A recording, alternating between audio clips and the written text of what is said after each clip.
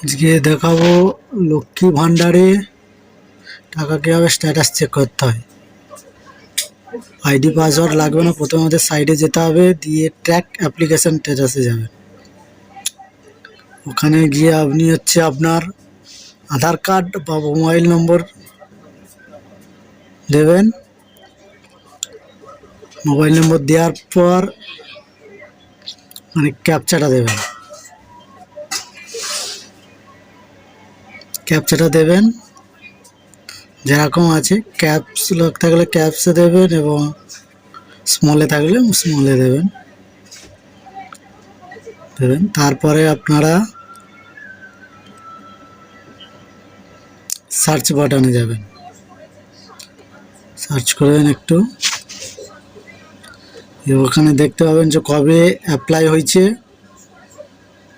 ওখানে আইডি পেয়ে যাবেন এবং ওই আইডির উপর ক্লিক করলেই দেখতে পাবেন যে আপনি কতবার টাকা পেয়েছেন এবং কোন অ্যাকাউন্টে পেয়েছেন, টোটালটাই দেখতে পাবেন। 23-24 কতবার, 23 সালে কবার পেয়েছেন, 24 সালে ওইটাও দেখতে পাবেন।